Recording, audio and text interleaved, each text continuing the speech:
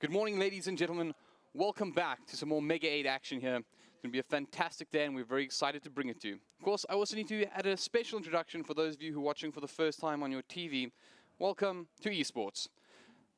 I have with me today three of my finest panel members. Of course, starting with Prophecy, quite the analyst. Good to have you with us. How are you today, sir? Good. It should be a very, very good day of Dota ahead of us. We're going to start off with quite a cracker as well.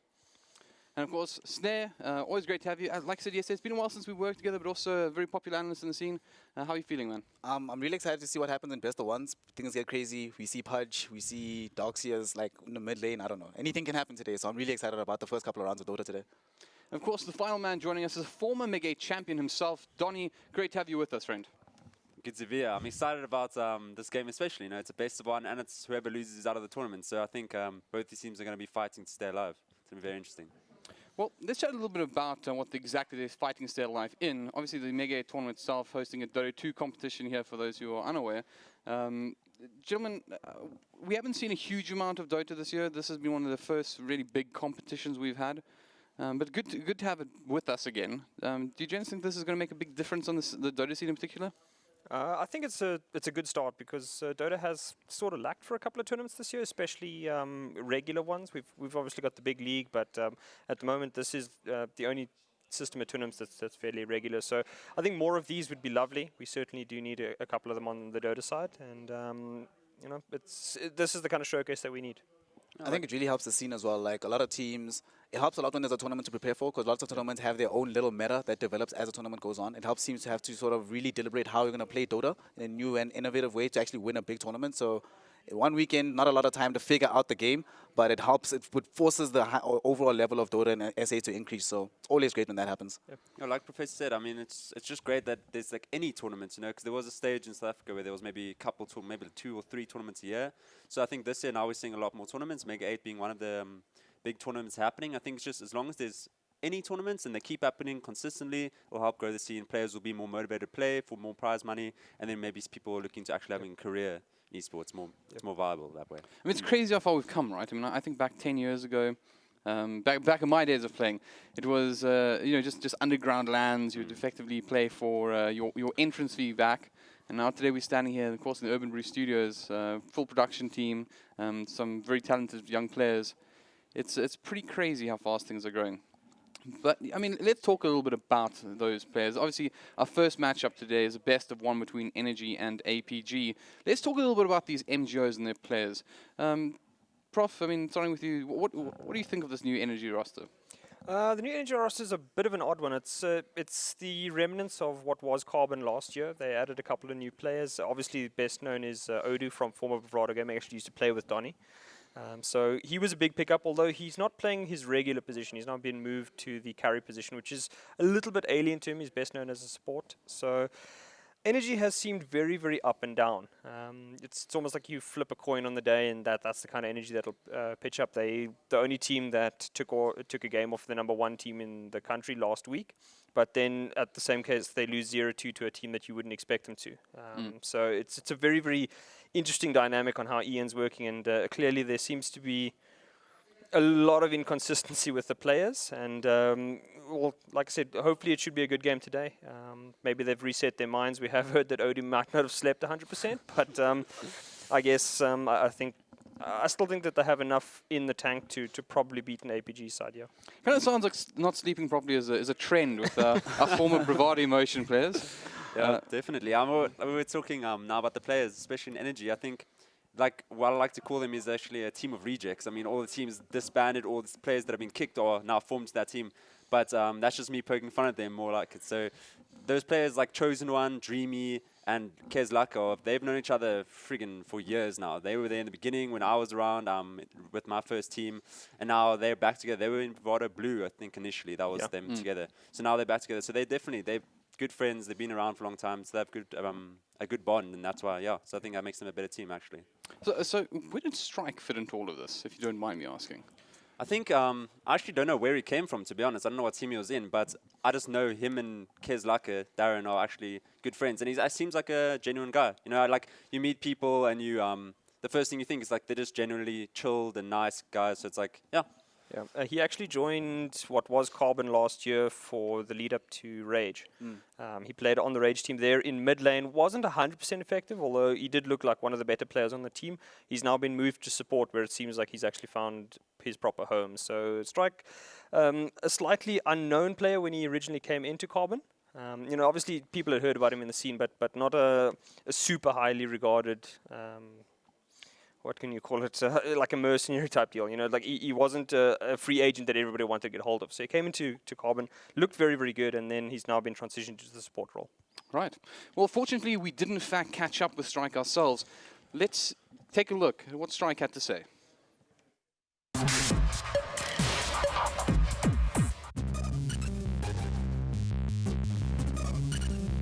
The best South African Dota player, in terms of MMR, just based off that, would be Donny. Other than that, I'm not too sure. I think there's a lot of players that are really good and do compete for one of the title of like the best player in South Africa. I'm Strike from NG Esports. I'm currently playing as support on position 5 for the team. If I could remove a hero from the hero pool, I think it would be Naga Siren. I think that it's a very hard role to play against once she gets her ads up and does all the split fishing. The game becomes very tedious and not enjoyable to play once you're playing against it, and it's not very fun at all. The team winning the Mega8 Winters Cup would hopefully be us. I think after a nice finals against WRG in the finals. Great. So, I mean, we were sitting back here and we thought, he's quite a nice guy, Strike. I mean, we're quite fond of the man. He had some interesting words. He anticipates the ENWG final, or at least he wants one. Of course, now in the low bracket, he's got some work to do. Do you guys think he has what it takes? Yeah, I think Energy can do it. Like we said, like Prophecy said last week, they were the only team that actually took a game off WRG, and it wasn't even one of those lucky wins. It was clear that they won everything. They won the draft, they won the lanes, they won the game. It was like actually incredible to see how they could do that to WRG. So of all the teams here, they looked, based on that one game, they looked like they're the closest to being able to take down WRG. Whether or not they'll follow through consistently like that the entire series, or the entire day, in fact, throughout the bracket, we'll see. But I think they probably have the best chance to do it. Also, I think Ian strikes me as the biggest dark horse team. Like, we just don't know which Ian is going to show up today. It could be the Ian that lost 2-0 yesterday to XD, or it could be the Energy that beats WRG. We just don't know. We'll have to see. And the same, I think, applies for the APG as well. Like, there's also a team that we haven't seen a lot of like solid consistency from. So this game, there's no clear favorite. I don't think so. It's going to come really down to the end of the game, down to the wire, down to every single moment in the game is going to determine this one, because we don't know which team is going to show up from either side. So let's take a little bit of a step back here and chat about the history of the EN organization. Obviously, we used to recall the El Clasico being Energy versus Bravado Gaming.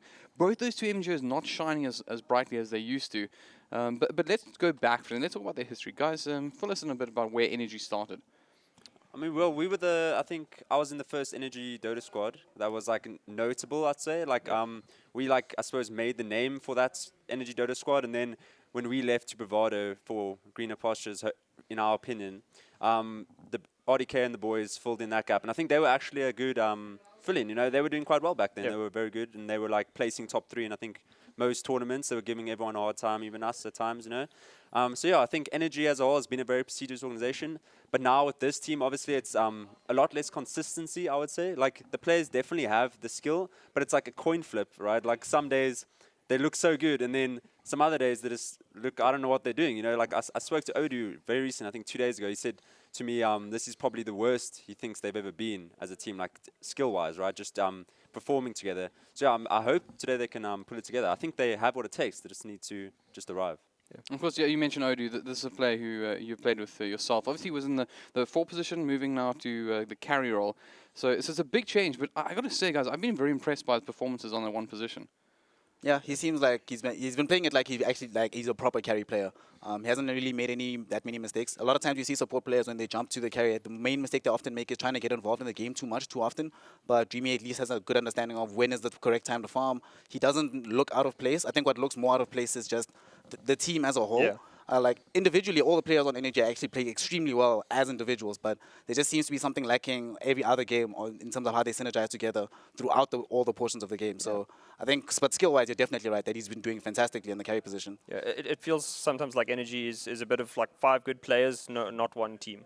and it hurts them when they need to have the team aspect. And unfortunately, it's come back to bite them. When they look good, they look really, really good. Like when they're hitting max, Potential. when they're hitting max potential, they dominate. They absolutely manhandle the White Rabbit Gaming in the game last week. So, and then the very next game, it's like almost the wind had been taken out of their sails. Didn't look the same team at all. So, they definitely need to be looking for some level of consistency. I don't know what it's going to require, but they need to figure out what gets them into that mode where they just hit max throttle and nobody can hold them back.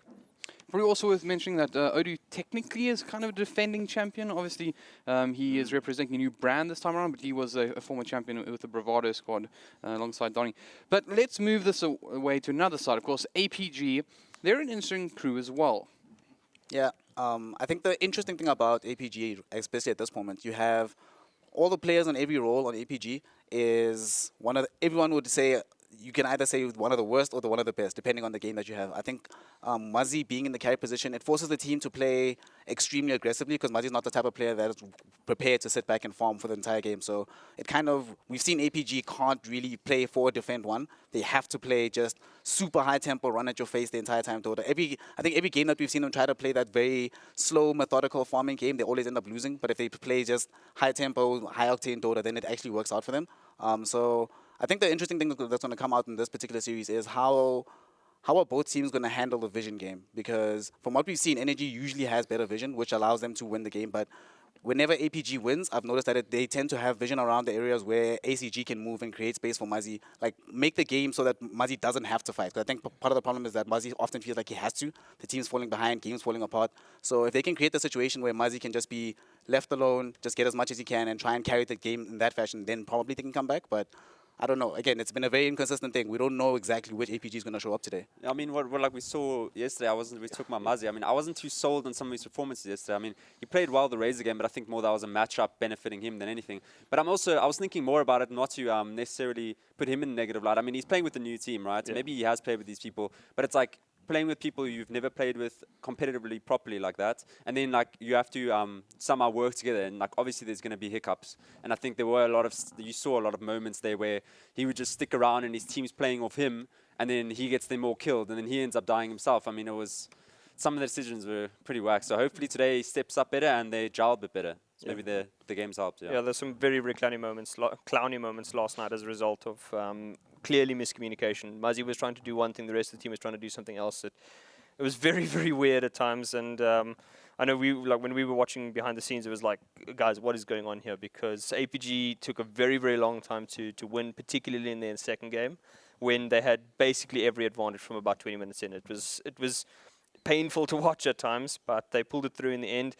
The biggest issue for APG is that the synergy seems to be stuffed on a team that last year looked very, very harmonious. They looked like they always knew what everybody else was doing. And since the changes that they've pulled through, it seems like they lack a little bit of that now. I mean, before, as you mentioned, APG were effectively our third best team. We could I almost... think they came they came third 4 times last year. It was just like the curse of third place. You could set your clock to it, effectively. Pretty much. Well, it's 3 o'clock. There we go. APG time. They're obviously they were a great side. I mean, they took. I think they were actually the first team to actually beat the Bravado Emotion side in a series. Of people. In at least in a major LAN event. No, White Rabbit Gaming knocked out BVD. Well, not knocked them out, but put them into the losers. It was just APG had never beaten BVD on LAN the whole of last year, and then at the grand finals, they put BVD in the losers bracket to start off the tournament almost. It was quite spectacucle. And we lost to Energy at NGL, was it? Quite a while. We lost to some 5 strength heroes, and my team let me down. It was awful. Once again, for some of the new guys, obviously the Bravado lineup we talk about is effectively our sort of A-class side of the past. A team that was pretty much unbeatable for, what was it? I mean, you effectively grew from Energy into that Bravado squad. I think like 4 years without losing a major LAN event or something. I mean, yeah, I would say definitely our prime was the first like 2 years or 3 years. That's when we were like obviously the most motivated, because that's when we weren't the best. You know, previously, and we were trying to be the best. And then we had actual aspirations. And then as we got later into our team's career, like we started being more realistic about where we can actually go, and people wanted to go on with their lives, and then people stopped practicing, people stopped playing the game, and then you know, it's slowly, what's the point? I guess the motivation does sort of want it's just just sort of run out at some When point. you're the best, you don't have to be motivated. Let's see that like That's that's where White Drum Gaming comes into this. But let's go ahead and jump into this game. Of course, as mentioned, APG was a side that we had a huge amount of respect for. We still do, but just a little less intimidating these days. But now we can jump to the draft. This is where it gets a little bit more challenging for our new viewers. But Energy Esports versus APG Beer 1 here at the Mega8 Winter Cup. Gentlemen, we've seen some consistent bans, the likes of Trian Protector, Keeper of the Light. Do you think we'll see anything different in this sort of environment? No way Trian's getting through unless one of the... Razor. Okay, Razor starting out. That's interesting. That's probably a hero that should be banned, right? Razor as a carry. Every team apparently, according to Energy, right? Yeah. Every team bans Coddle and Earthspirit against them. Like that's apparently their two best heroes. Okay. For Filthy Frank, Yeah. right? Yeah. Because and like apparently he's worse on all the rest of the heroes. So I'm just curious to see like what does APG think? I mean, they're going to be forced to let at least one of those through. I mean, you can't not ban the tree. Tree is also one of his good heroes. Yeah, you're right. Yeah. So that means at least he gets one of the three, either Tree, Coddle, or the. Ooh, now that I want to see, we're gonna see Jakiro or any push strats today, like to try and win out a best of one? Because very often I think we were talking yesterday about how bad the Vengeful Spirit carry can be, but I think in this particular game, if you're playing a super trying to finish the game by half an hour, you can actually cheese out a last pick Vengeful Spirit. And the thing was, Dreamy did actually run the safe lane Death Prophet last week to some Did success. he? That was the game Yeah, that they He's trying actually to beat White Eternal Rabbit Envy. with. So It's ridiculous. I mean, you see the Coddle ban there. It's like it's not necessarily a top pick in the I think the international scene. I don't see pick being it's that coming much. up, I Is guess. it? Yeah. But I think more APG's thinking like Energy's good at that hero. So, Yeah. and like I think Energy will pick it just because they're good at it, not because it's a meta. You know what I mean? yeah, a lot of the teams will rather target ban a single player because they know he's much better on that hero than standard players. Warlock. Warlock first pick, still pretty standard. This is a hero that when it's not banned, often you just see it picked second. It's one of those heroes we were talking about yesterday. Those flex picks, those flexible picks. You just pick it. Doesn't reveal too much about your laning phase. There's a couple of different things you can do with your draft now. You can go dual lanes with this. I mean, we've seen 1 or 2 mid warlocks. I think in the Koreans have played that Probably before. unlikely. I mean, but it's not going to happen this game. But it's still one of those just like you have it. You're not really revealing the rest of your strat yet. The nice thing about the hero is like you can either it's like very flexible in terms of what they have. Like you can max the slow, right, or you can max the fatal bonds. Yeah. So like depending on what you think is better in the situation or the game, that's why I think the hero is like very flexible in the sport role. So it's a very interesting pick. Well, I'm happy, guys. Seeing the Sand King pop out again. It's been a good tournament for picking up Sand King. Not necessarily for his win rate, but always good to see the big smiley Scorpion. Did that Sun King win in this there? So it's 100% win rate in the tournament. Yeah. I mean, 1 out of 1. Why not then? Let's go with that. I think in general it's not so good. Admittedly, it was hard for him to lose that game. Was it was APG as well? Yes. They know Yeah. the secret. They know Sun King's broken. it was the Sand King Bane combo with the last pick Razor. There we go. Very good. But I mean, do you think it's justifiable picking up SK this early? I think it's a pick that's been happening. Yeah. I'm pretty sure. So it's a strong offlane. It farms pretty well. Donnie would know that. and it can be a support. And you can be support as well, yeah. I think any hero that you can potentially, as long as you're not revealing what you're doing, I think any hero is fine in the 1-2. Especially these type of hybrid 3-4 heroes. The thing is, in a best of one, cheese strats are king. Like if Yeah. you can get some dirty combo that'll basically win you a game inside 20 minutes because the other team can't counter it, all power to you. And that's often what you'll see in these kind of games is you'll see guys choosing heroes that like are legitimately bad unless you run them in a very certain way and the opponents don't know how to counter it or aren't capable of countering with the heroes that they pick. Well, opening with a really strong sort of team fighting line. I mean, both these heroes will be really good in just the sort of matchup and of brawling. But of course, Warlock itself excels there too. So we might see some pretty exciting Dota if things keep going this way. Part of the reason maybe why they picked Disruptor as well, this is a hero you can actually use to kill Warlock early on before he actually gets off the golem. If you get one Sand King stun over that hero, then Static Storm follows up guaranteed, and there's no Warlock drop. And very often you kind of rely on that ability to be able to take team fights. So, LC. That's another standard pick from Energy. Like yeah, they like it on. That was Chelsea's most effective hero last week. I think he went 5 for 5 on it. So it seemed to be the hero that Chelsea was doing the best on. Wasn't really as successful on anything else. Is this outside. a dual lane with Warlock LC? Like a bunch. We used to see I this a think lot before the Shrine change. The thing is, I think this is a bit too early to call.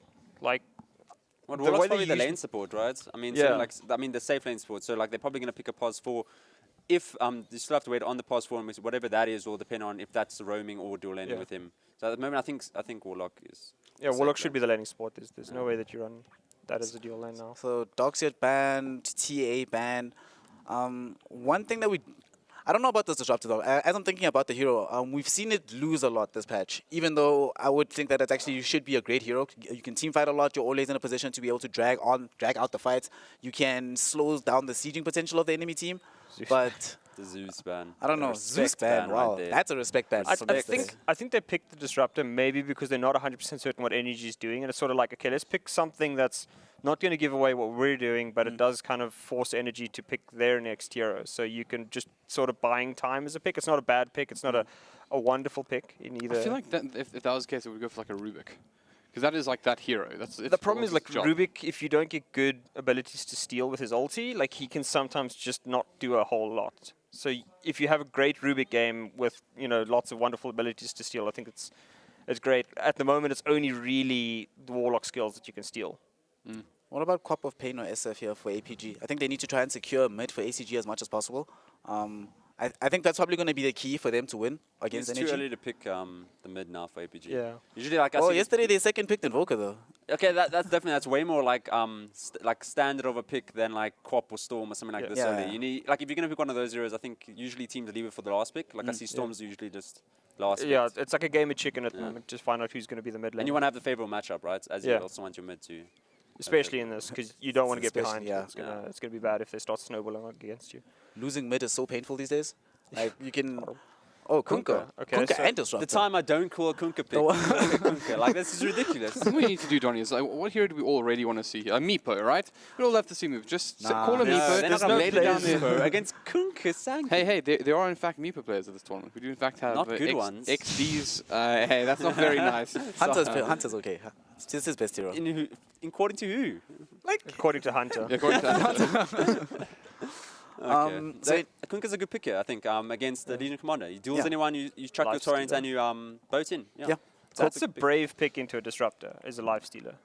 Lifestealer's brave into both. Like there's so many. All the three of these heroes, Sand King, Disruptor, as well as Kunkka, can actually really affect the Lifestealer. If he doesn't have, he's gonna have to just use Rage just to escape. Yeah. Like he's gonna have a hard time getting into the fight and using the Q. Unless he kills a hero instantly, like then you kind of have to leave immediately afterwards. Like you can't do anything if you're gonna stick around in the team fight. So I think you're right. It is quite brave. Maybe the intent is that they just want to bully their lane now.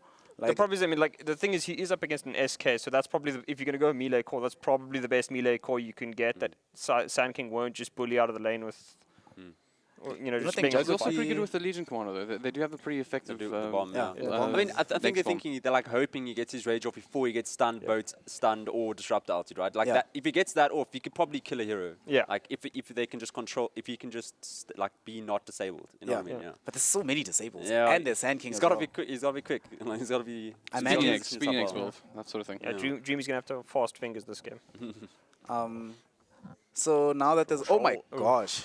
I feel like this is really going APG's way now. You know what would be funny? Like if Legion Commander duels anyone, and then Troll ultis, and then Legion Commander ends up dying.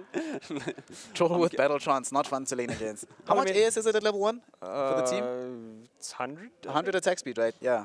It's pretty filthy. It's a lot against Lifestealer. Also, this is... It's a good hero against us. What is APG supposed to do with... or what's LC supposed to do against APG in the laning phase now? Because even if they Jungle. just have... Like, Troll... I was actually worried about what APG were going to do because I didn't feel like Disruptor's a very strong laning support these days, like to harass and zone out a hero.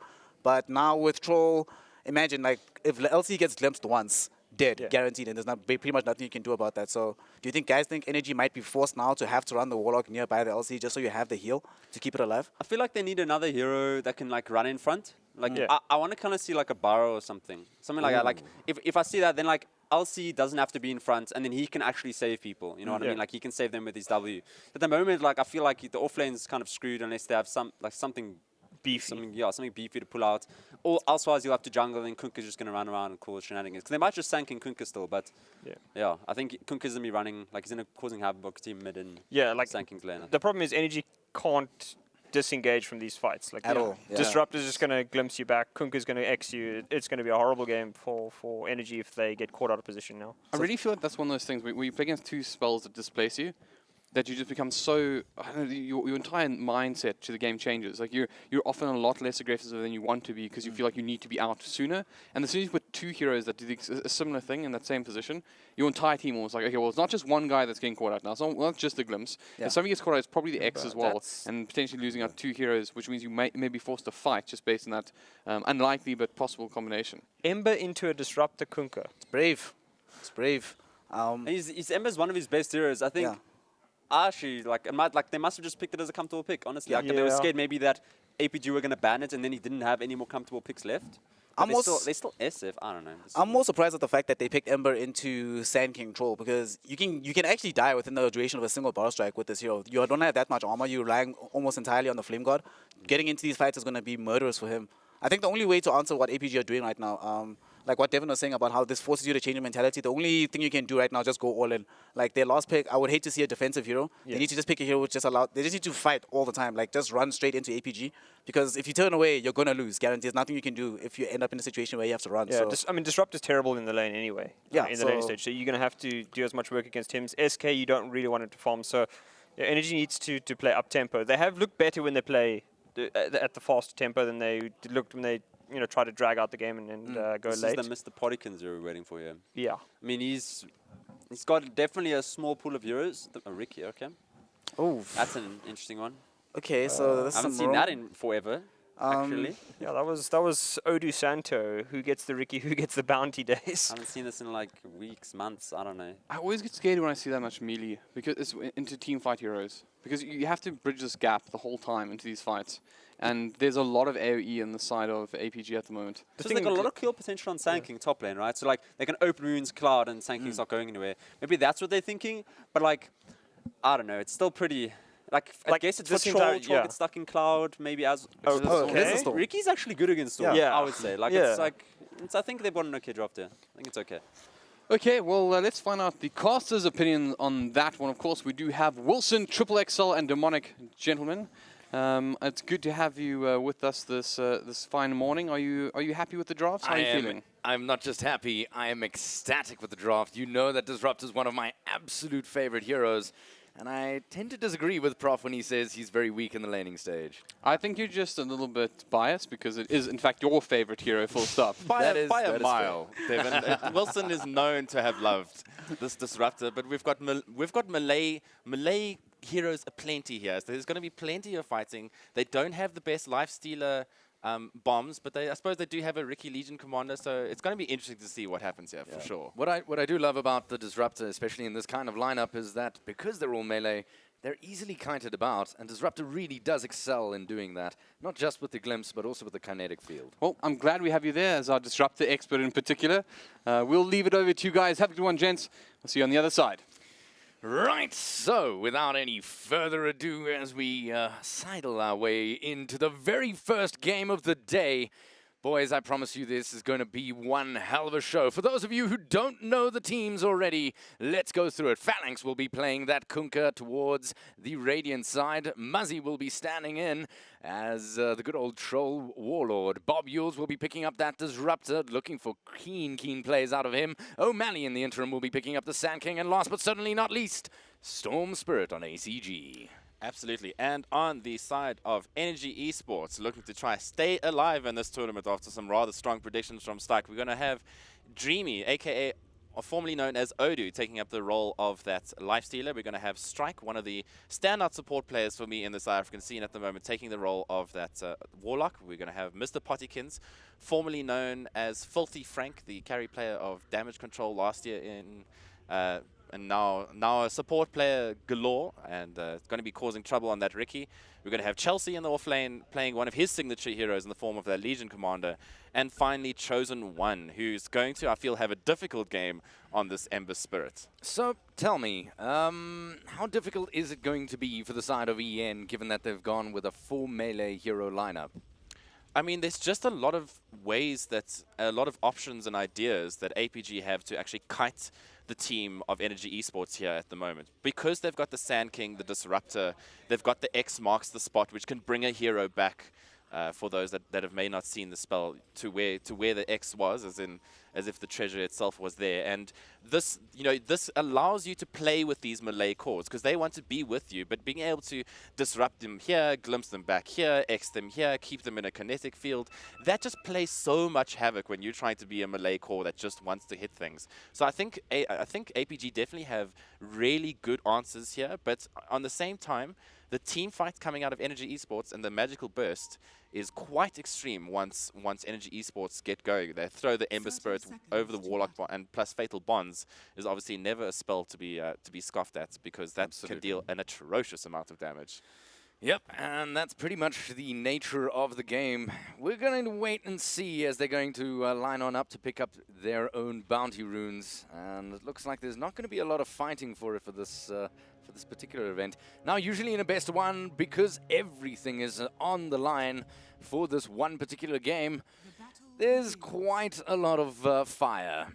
Yeah, I mean, both teams are trying to stay alive here too, and so you know that they're going to be playing hard. It's going to be, I think, interesting to see what time these two teams decide are going to be their timings. They have fairly different timings. I feel like APG most likely will be the ones that are going to start fighting first. Maybe once they get level 2, level 3, even as early as that, they can start doing some early rotations. And the Ricky is definitely going to be a key matchup here. He's already, that's a courier's coming very far out mid, but with no sentries in the mid lane. So that was very brave of him. Yeah. That risky business, yeah. Well, if the courier does go down, it is a fair amount of money for the opposing side, so it is something you do tend to want to protect. Then again, it's quite key that you get your items as quickly as possible, especially if you're sitting in the mid lane. You are responsible for the most part for babysitting the middle portion of the game for your team. Yeah, absolutely. And we see some shenanigans. Strike just blocking that pull. He happened to put down a ward to see that that camp was attempting to get stacked. So a little bit of support shenanigans going on here in the forest.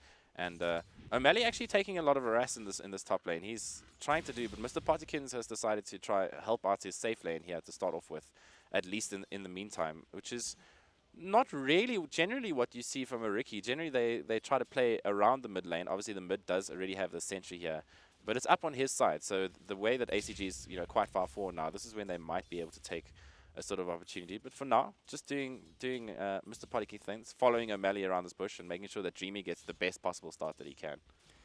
I think a lot relies on Dreamy starting to steamroll on this Lifestealer, getting that extra little bit of cash up, getting those early items. He's currently going for the Boots of Speed and 2 Blades of Attack, which will help him with both movement and, of course, damage.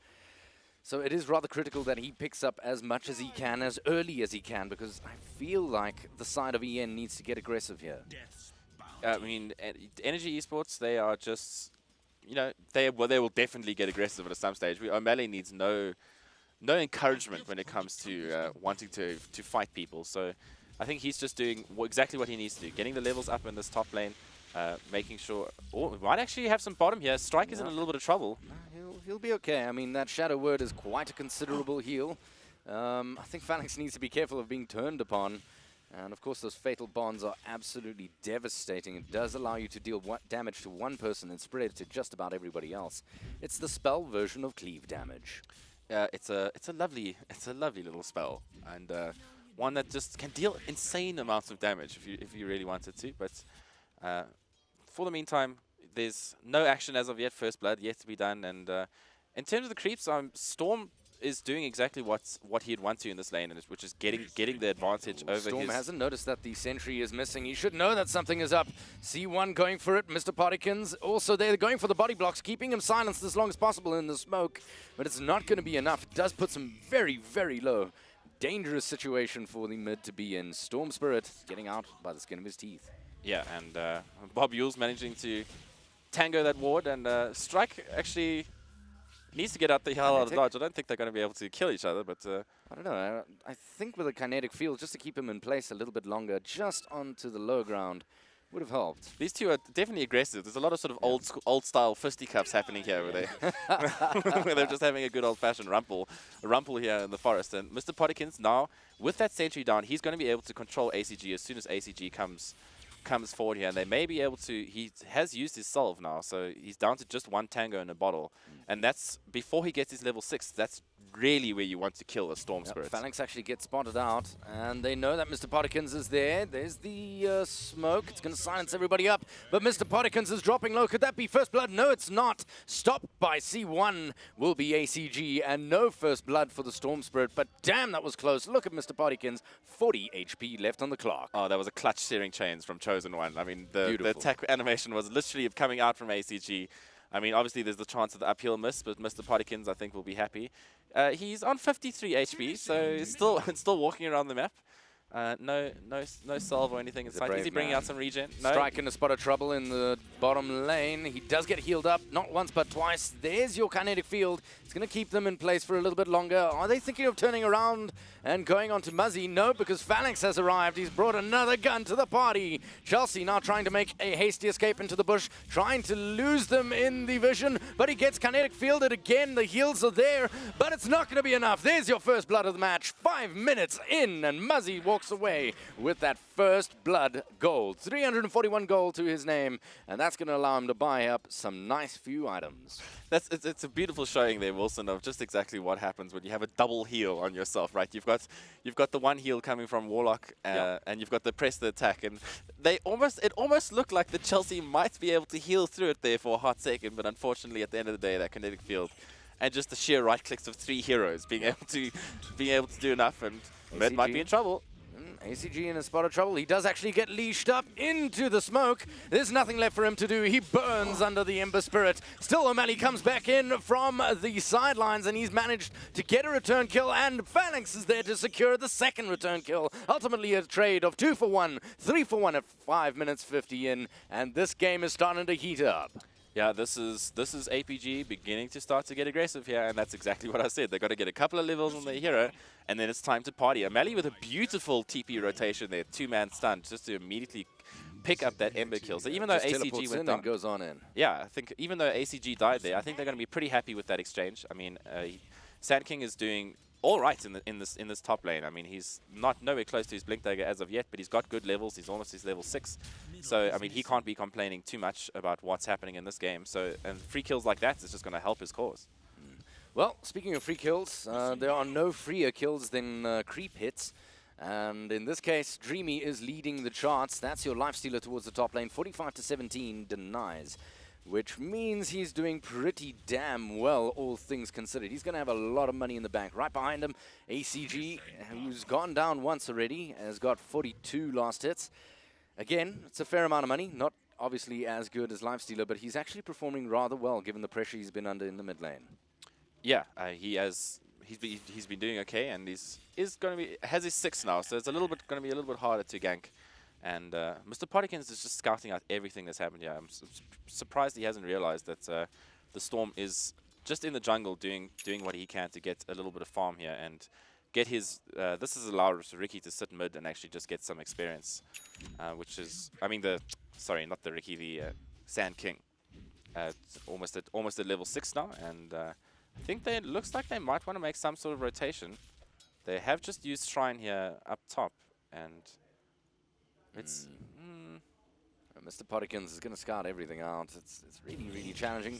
Wait, take a look towards mid lane. C1 making another move. He's going to go onto O'Malley, but it's all going to be set up and bait. Mr. Potterkins comes in from the sidelines. There's your silence. It's a real counter to the Storm Spirit. He cannot zip around, as you see there, if he's silenced up. So, ultimately, the fight is disengaged beautifully. Could have gone much, much worse. Yeah, that definitely could have gone much worse, but as you can see, level 6 doing okay for ACG in keeping him alive, and working towards those. The infused raindrop, obviously, there's a massive item in the early game, being able to block those charges, and later turn it into an urn. Now, if you really wanted to, just a beautiful item in the mid game and a little bit of mana regen. But I think the supports are actually doing really well on the side of APG, to be honest. They're not doing the worst in terms of farm, but in terms of levels, I mean, Disrupt is sitting at level 3, but your Kunkka's already sitting at level 5, heading towards that level 6 in the off lane, and the sooner they get that boat, I mean, that's a huge. The boat not only is a massive teamfight's ultimate, but it also gives you some damage reduction, and or it slows down the damage that you take in the Cocoa Rum, which is a huge thing when it comes to the burst damage of the Warlock and the Ember Spirits. Now take a look. They're gearing up to make a move towards the bottom lane. C1's on the sidelines. Mr. Pottykins sneaking into the back there. Beautifully done to him. And that's the fight is going to start here. Bobules, little to say and do. He's going to be the first man down. Quickly followed up, though. Beautiful TP rotations, and O'Malley sinks the deal with his ulti. Beautifully done in the form of the epicenter. That's a world of damage, and no hope for the side of EN, as they were just literally baited into this. EN Strike trying to make a hasty escape, slowed down by the whirling axes, and it's not going to be a successful escape as ACG walks away with yet another 180 gold in the bank. 7-2, 10 minutes in, and this game is going, boys. I'm not sure why they wanted to take a tower underneath a Radiant T1, Wilson. That seemed a little bit surprising. And O'Malley just in the perfect position. An incredible Burrow Strike coming out of him. And they don't have any stun. Besides the silence on the side of, you know, the abilities had already been used on the side of Energy Esports, which O'Malley just sat in the middle of the team and cast an epicenter and got a beautiful one off, dealing incredible amounts of damage to the side of APG and just almost instantly melting 3 of the heroes. And then you managed to get a 4-for-0 trade with. Well, Bobules did go down. Bob Yule, So sorry. it's Bob a Yule's 4 went for down. 1. 4 for 1. But Bob Yule's dying. He's okay with it, yeah. Yeah, he's absolutely all right with it. Sure, he himself is having a pretty rough game, sitting at level 3, still trying to look for level 4. In fact, he's fresh meat for this man here, Mr. Pottykins, who's likely going to make a move with a little bit of help. Nope, no help for him. Still, Bob Yule's not having the easiest of games, but he is having quite an impact at just the level 3 that he's sitting. Now, he's going for maximizing the Glimpse build. Yeah. That's pretty much the build I go for. I love that build. But this is a classic, setting up the bomb, and that's easy meat. Dreamy walking away with his first kill of the match. And he's going to be very, very happy with that. He's had a free lane of farm, and now has a kill to boot. Yeah, interestingly, he actually had the Towards armor mid lane, sorry, C1. Oh, he's going to have to be sneaky as well, but the X marks the spot, is going to call him back. He does go down, ACG beautifully done there, and it's all thanks to this man here in the form of the Kunkka. It's Phalanx with that X marks the spot. That is a hero that is designed to ruin characters who require mobility to stay alive. But talking of mobility, you're not going anywhere as Chelsea comes in onto the side, gets the duel, and picks himself up another 10 damage as a result. And that will slowly but surely start growing throughout the match if they continue this way. Obviously, the rock was dropped at just the right moment, the rock being the Warlock Golem. And that's going to secure yourself the fight and possibly a push if they want to do it. I don't think they'll be able to get a T1 out of this. The Golems will probably just get a couple of creep kills and be happy with it. But I mean, getting a first duel victory off on a Storm Spirit, you are going to be happy with that, considering that he doesn't even have a Blink Dagger yet. Yeah. He just happened to walk down into the river, waddle down into the river, and go, "Hey, Storm, you're on 100 hit points. I'll have you if you don't mind."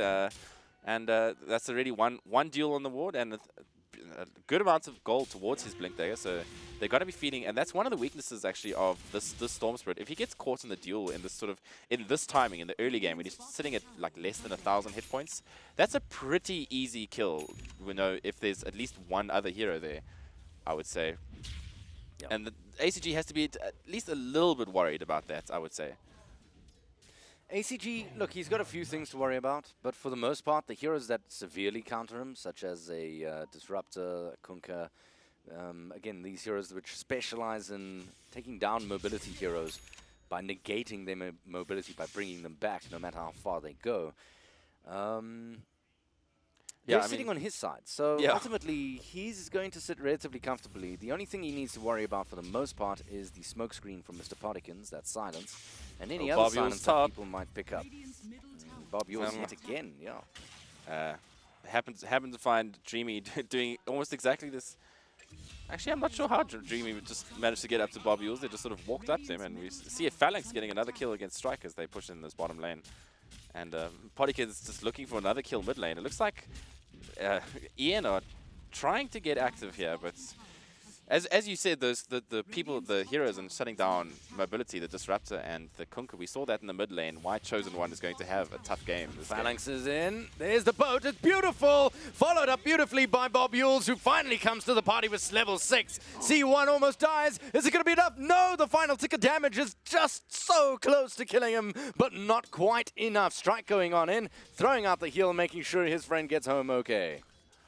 Wow, that was so close. But look how much it took. It took 2 ultis. I'm actually surprised that Phalanx didn't actually cast an X there. Maybe he didn't have enough mana to do so after the boat and sprouts. But being able to cast an X there once he gets out the start, he would have been able to bring him back and secure that kill. Yeah, I think he started the fight with X. Fair, yeah. And then set it up, used it to set up the Torrent boat combination. And then Disruptor made an appearance. Possibly the Disruptor could have gone for a glimpse. And now Mr. Pottykins has got a little presence inside of him, and they are looking for a kill. Yep, there's a life stealer sitting inside this Invis hero, and they're going to start roaming about looking for a nice little solo pick-off. This is a classic combination. You can't see him coming, and it looks like they know. Oh, I love the sentry from Bob Yules. The sentry's bloody good, and they've got to know that there's a little present there waiting for him. ACG zips in. Is it going to be enough? He's not going to survive this one by the looks of things. Nope, he goes down. Dreamy walking away with yet another kill in his pocket. Mr. Pottykins now in a spot of trouble into the front lines, though. O'Malley getting another glorious epicenter. That's going to break up the fight. Muzzy going in, possibly ill-advisedly. Doesn't have the HP to really fight that one out, and in the meantime, Disruptor gets jumped on in the back lines. That's actually going to be an EN victory here for this fight. 10-9 at 15 minutes in, and they're going to book themselves a mid-tower for their efforts. Yeah, I mean, I think this is the way that they want to be fighting, right? If you're fighting a group like underneath, like we saw in the team fight underneath that T1, and you're in a fat group, you're going to get a Pirate Boat, a Sand King ultimate, Disruptor ulti. It's a disaster, right? But if you split the fight, as what happened here, they went on Mr. Pottykins and the Life Stealer, but meanwhile in the back, the duel was happening and the rock went down underneath the tower to split the fight in 2, essentially, which didn't allow O'Malley to get his epicenter off the way that he wanted to, and sort of dealt almost negligible damage that fight. And that's exactly what you want to be doing on the side of APG. And suddenly we're sitting at 10-9. Oh dear. Muzzy's going to be fresh meat. Here we go again. And it's also followed up by the duel, so there's going to be bonus damage if they win it. In comes the ulti from Bob Yules. It's beautiful. Is it going to be enough? I don't think so. Dreamy comes on out, but they do manage to book themselves a kill onto Mr. Pottykins on the sidelines. Chelsea making a hasty escape onto the sidelines. They're trying to get out of dodge, but O'Malley's too quick on the fingers. He lands the stun and takes the kill. Phalanx, in the meantime, is taking a world of damage, and he is linked up with Bob Yules in the background, who's taken a lot of damage as well as a result. Dreamy continues the charge. He's trying to chase. There's the glimpse. Is it going to be enough? Yes, it is. No rage up on Life Stealer means Bob Yules lives another day for now. He is still being chased. Oh, he turns around into the trees, but I think his fate is finally sealed from C1. My word, what a chase. He tried his best. 12-13, and suddenly EN are in the lead. Suddenly they're looking absolutely rampant and looking to win this game and take out the side of APG. 4,000 net worth lead at 16 minutes in. Not too shabby there, Nige. I really love this. They've now got their armlets on Dreamy. Dreamy doing incredible. He managed to almost solo kill ACG there. ACG running in to help Muzzy. ACG just ran out of mana. And then he ran out of mana, and there was this Life Stealer standing right next to him, and he said, well, you know, if you're out of mana, there's only one choice for me to do, really, and that was to get a free kill on ACG. And Mr. Pottykins doing exactly what he needs to do on this Ricky. Get that Life Stealer, find these heroes in the jungle, and start those team fights. I mean, you've now got, what, 2 duels already on your Legion Commander, 17 minutes in, and they're working towards that blade mail, and he's looking in a good place into the mid-game is Chelsea. Yep, certainly. Well, APG certainly had the flair in the earlier stages of the game. We're heading into the mid-stage here, and what's the answer? A lot of the setup is done by Mr. Pottykins just purely by the fact that he's playing Ricky, and he has permanent invisibility as a result. Do you think the acquisition of a gem might be a good idea here? I think probably the earlier the better. Being able to see that Ricky and being able to get rid of the vision on the side of APG is going to be huge. It looks like we might actually have a fight coming out here.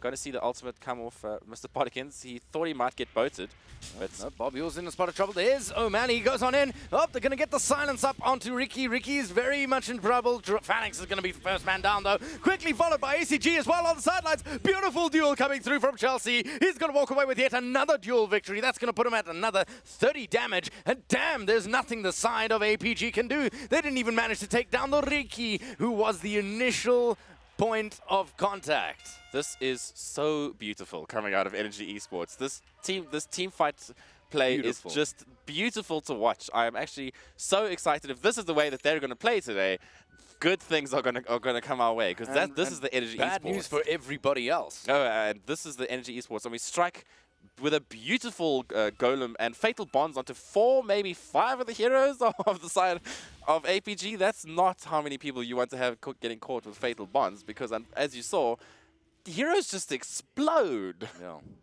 Well, we were talking about, 4 melee heroes. This problem is you have to get up to them before you can really start doing damage.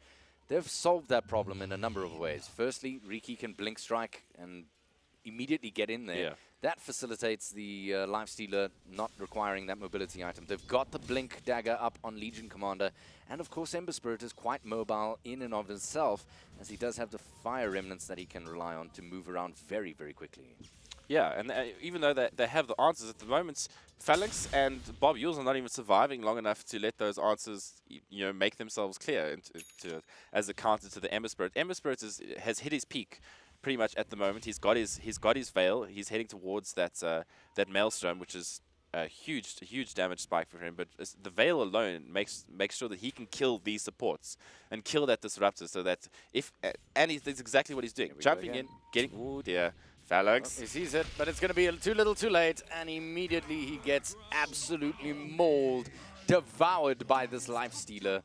I mean, this is the kind of game he was looking for. 6-0-6. That's 6 kills, no deaths, and 6 assists. Yeah, that is a very rich Dreamy. Oh, if you look at the net worth, Wilson, that tells you exactly how rich my man Dreamy is at the moment. He's sitting so far on top of the net worth. Unfortunately, the 2 cores of APG are falling behind. I mean, the Storm wants to be at least keeping up with these cores if he wants to stay competitive in this game. And Troll also just needs quite a few items now that they've lost these team fights. He's going to need a BKB. Unfortunately, at the moment, only has a Vladimir's offering and working towards that Sang and Yasha. So no BKB is going to be in sight for any time soon, which is, I feel, quite worrying. I'm not sure how an APG, they're trying to do their best just to try split and farm at the moment. They want to make sure that they don't let these team fights happen continually and continue to let Ian build the advantage. There we go, another pick-off, and this time the Legion is there to pick up the extra damage as well. That's another 44 damage going the way of the Legion Commander, and it's starting to mount up quite significantly in total. That is a lot of damage right there. Yeah, I mean, and that's Phalanx down again. It's going to be a free T2. It looks like they're actually going to go on the Troll here. So Muzzy is going to have to get himself back. And Mr. Potikins, probably my MVP for this game so far. His rotations have been just superb. Between him and Dreamy, they single-handedly went from what looked like a little bit of a dire situation and turned it completely around into Ian's favor, to the point that they are looking at a prime position to actually win this game. Absolutely. And speaking of prime positions, there you go. The big man's going down. Roshan, he will be dropping that Aegis of the Immortal, buying any one of the guys of EN an extra life. When they go down, they'll come back up. And I can think of no better candidate than the APG, no. I don't think there's anything they can really do about it. Is there? And there's Phalanx goes in with the boat. Is it coming? Nope. There's the Torrent. It's good enough. They're going to jump in. Lifestealer doesn't have the chance to go invincible to Magic. And it's not good enough. It's all done and dusted. Oh, man, beautiful blink in and followed up with a great Burrow Strike. That's going to facilitate this whole situation. And ultimately, Muzzy's actually going to die onto the sidelines, quite strangely enough, as Chelsea's also near death. But, yeah, in the end, they didn't have enough. 2 for nothing, and Rosh still going down. How did the Lifestealer survive? He had a disruptor ulti. I suspect. He had a disruptor ulti on his head. Obviously managed to disrupt. Also, there was one of the funniest duels I've ever seen. Legion Commander and Muzzy both sitting on about 40 HP each. Legion Commander decides that that is the moment that he wants to duel. This right here. And managed to get a beautiful moment of courage proc. Oh my word. To kill Muzzy. Muzzy must be so bleak. Oh, it's like a salt factory. I'm sure it's just pouring everywhere, all over his desk. Yep. Oh, well, amazing.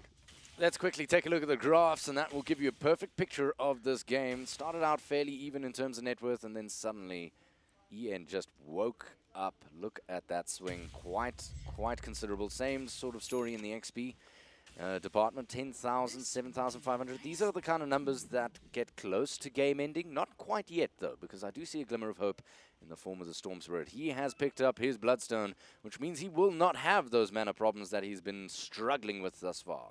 Yeah, and now he gets to work towards an item that can seriously help them out in the form of the Orchids against the Ember Spirit and the Lifestealer. Both really good. It's a really good item. It's one of the answers that Storm Spirit has to these kind of heroes, being able to jump in Orchid and get the kill, you know, on the Ember or Lifestealer before they can actually get their rage off or get their spells off is a absolutely massive deal and can turn a fight. But at the same time, Dreamy now has an Aegis. He's working himself towards a Sang and Yasha. He's got a Desolator and an Armlet, and he's absolutely massive. I think even with an Orchids, he's still gonna. It's still gonna be a little bit of a tough call. He's definitely gonna need a +1 there, and Chosen One is just working towards a BKB. So this is the answer that he needs this game as well for the X's and the Disrupt, and I just think it's really good stuck play. in a really tough spot. There's your duel. Mr. Partikins is there, and that's yet another duel going the way of Chelsea. 72 bonus damage now. I told you this guy was going to grow it.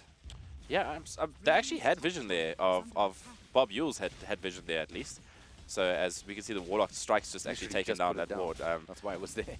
Yeah, yeah. So he had vision of what was going on, saw that he was going to die, and just sort of accepted death. Bob Yules, I feel like he hasn't had the best performance. Does have that gem queued up, but at the moment, you know, unfortunately they're still lacking on their mobility items. Social delivery.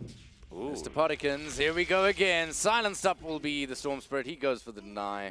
And there go his Bloodstone charges. Yeah, that's not what you want to happen just after. Obviously, the Bloodstone now down for 300 seconds as well. So that's 5 minutes that he's not going to be able to deny himself again if he gets caught in the bush.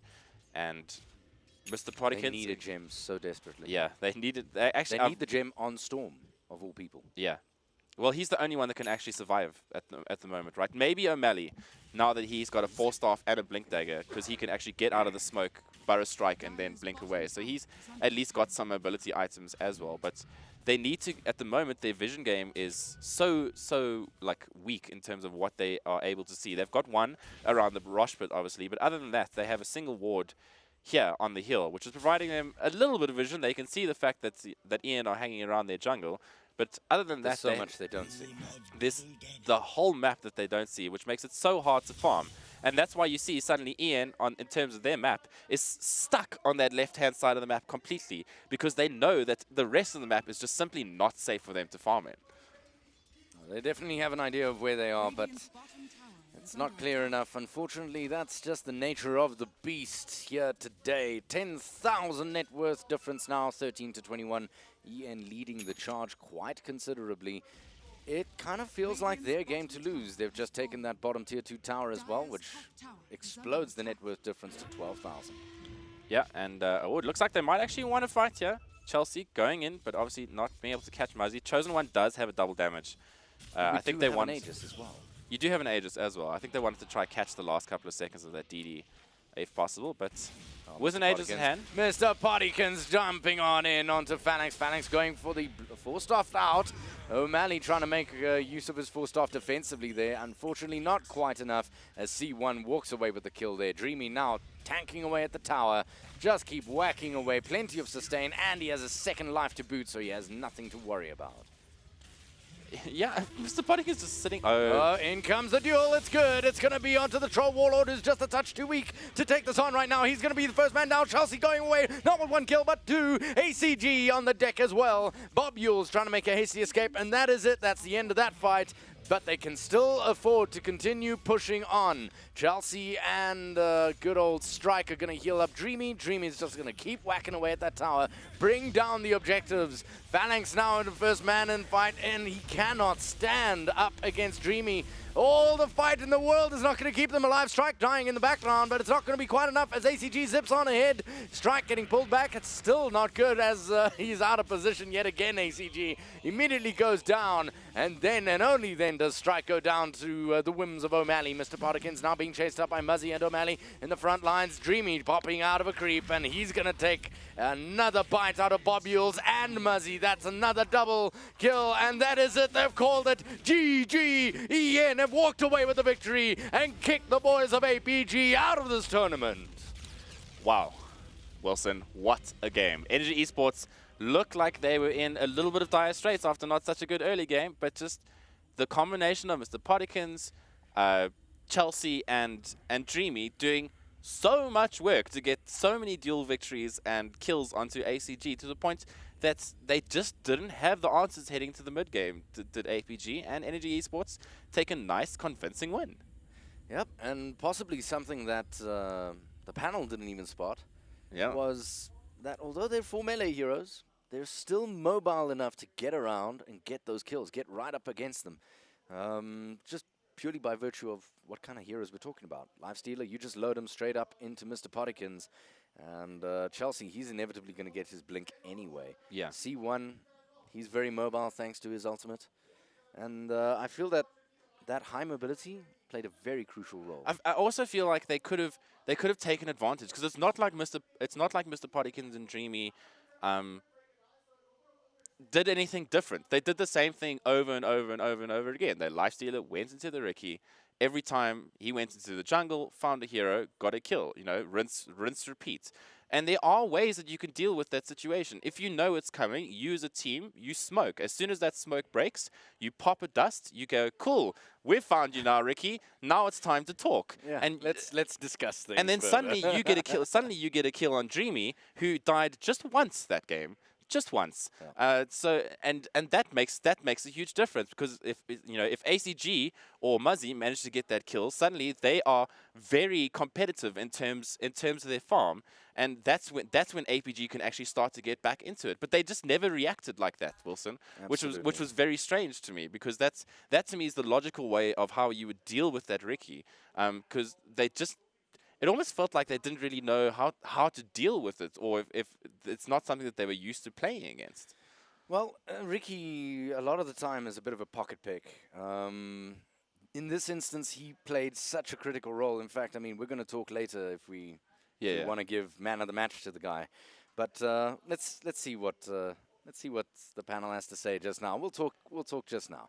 Nonetheless, let's quickly take a look at the scoreboard and see exactly what the damage is. I mean, we started out looking at APG winning this comfortably. They started nice and strong. They looked nice and strong.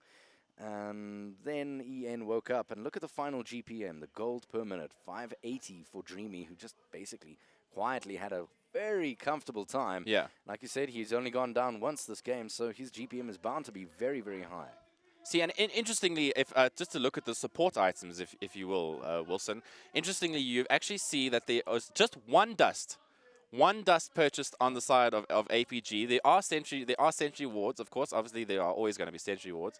But the fact that only one hero on the side of APG bought dust, I mean, not even any of your cores like O'Malley or that's a huge that's a huge telltale sign to me that they weren't doing what they needed to do to win that game. And I'm sure the panel might feel the same as well. But that's a huge telltale sign to me of exactly what went down in this game. They didn't react to what the Ricky was bringing to the table, and things got seriously out of hand.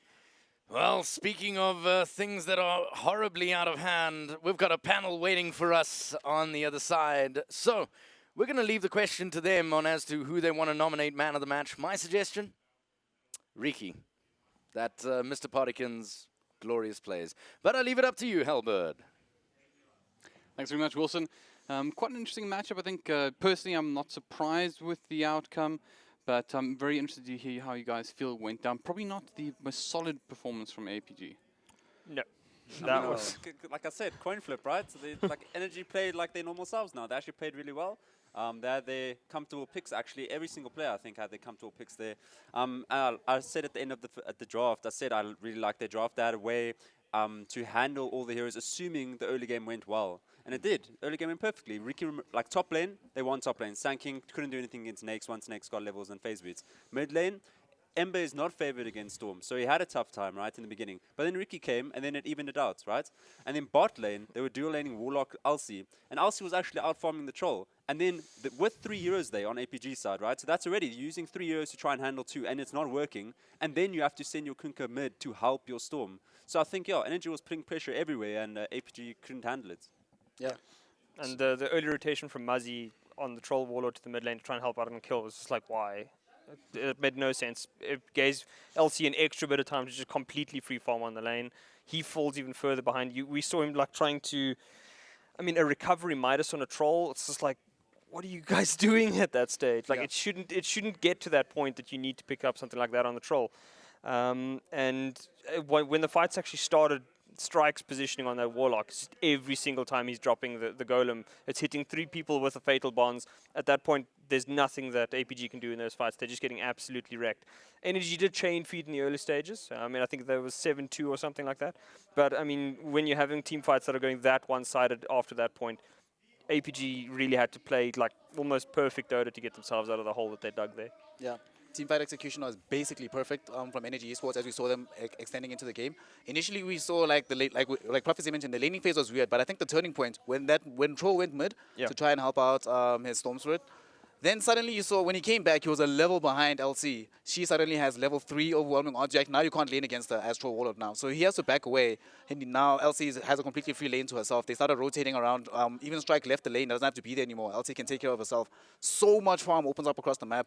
Dreamy still farming by himself with his hand on Midas, having a great time. I think he had that at what, like 8 minutes, 9 minutes? Yeah, and he was rising completely the entire game thereafter. So it got to a point where it felt like there was almost nothing that could be done. Like I couldn't think of any item that could be bought that would solve the situation. They just had too little damage in the team fights, and when they got into the team fights, too little control to actually keep Dreamy under control, or just to survive the basic initiation.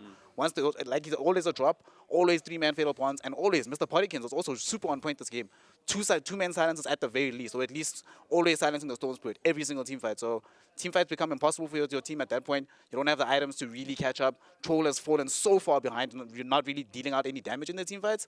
So at that point, it just felt like the win condition for APG was so slim. I couldn't think of ways for them to actually win the game based on how the first 15 minutes went. Just was super hard after that. The pressure was rough. Yeah. Like after the lane stage, you saw they like Storm can't farm alone with Ricky's off the map and Nake's off the map because they're in face bomb. They kill him every time, right? Because he was insanely farmed on Nake's. He was like Midas, Armlet, Deso or something like that. That was his items at like 16, 17 minutes. That's insane. Like he was far ahead of, like 4K ahead of Troll, the other safe laner that had a trial lane with him. So I mean that already speaks like wonders for how the game is going. You know, you can't farm alone. The sports have to cover. They can't do active things.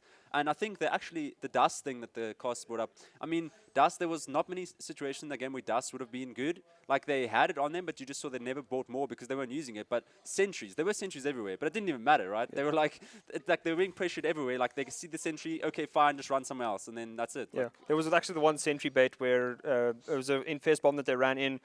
APG tried to take fight and was like, oh well, Warlock's there, Warlock, just rock on top of everybody, and the whole fight goes to pieces at that point. Well, of course, it does mean we say goodbye to APG, first side knocked out here of the Mega8 Winter Cup. Obviously, it's sad to say goodbye. They're not really a side that we think has been performing how they'd like to. It feels like they're under a lot of pressure, and hopefully this is not the last time we get to see them in the current form. But I'm sure they will recover. But from us here, I think we are about to wrap things up now until 12:30, where we'll be back with a pretty amazing matchup, Bravado Gaming versus White Ramp Gaming. Of course, we'll be back here a little bit earlier than that, just to chat about the game. It's something that's going to be pretty cool. I mean, we'll save it for the next panel, but trust me when I say this is not one you want to miss. So until then, guys, we'll see you a bit later.